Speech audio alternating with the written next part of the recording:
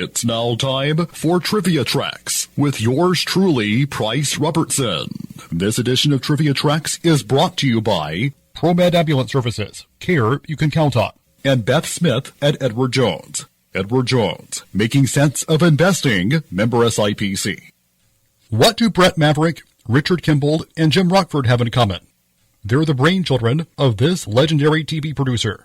Roy Huggins gave us some of TV's biggest hits, including Maverick, The Fugitive, and The Rockford Files. Roy Marshall Huggins was born in Littell, Washington on July 18, 1914. A graduate of UCLA, Huggins worked as a special representative of the U.S. Civil Service from 1941 to 1943, and later as an industrial engineer. He then took up writing novels, and when Columbia Pictures purchased the rights to his 1948 novel, The Double Take, Huggins decided it was time to head for Hollywood. He adapted the novel into the movie I Love Trouble. From there, he served as a contract writer for Columbia and later RKO. In 1952, he appeared before the House Un-American Activities Committee, as he had allegedly been a member of the Communist Party USA and named 19 former comrades who had already been named before the committee. In 1955, Huggins moved to television when Warner Brothers' fledgling TV division hired him as a producer. For Warner's, he developed such shows as Maverick, Colt 45, and 77 Sunset Strip, but was repeatedly denied credit and compensation as the creator of his own shows for the studio. A Warner-owned property was used as the basis of the script for the very first episode of Maverick in 1957, substituted for the actual pilot, which was run second to cheat Huggins out of his creator residuals.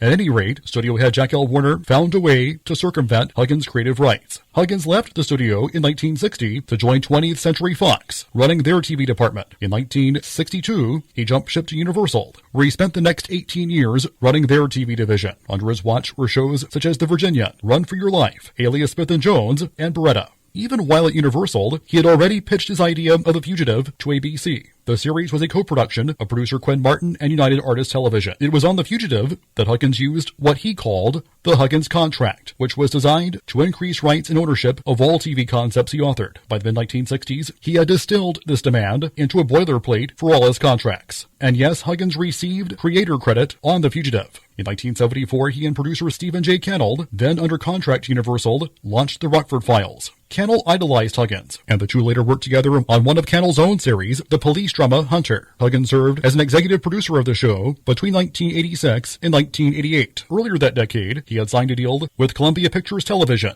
Roy Huggins was married twice. The second time to B-movie siren Adele Mara. His second marriage produced 3 sons, John, Thomas, and James. In fact, Huggins used each of their first names as a pseudonym later in his time with Universal TV. He passed away on April 3rd, 2002, at the age of 87.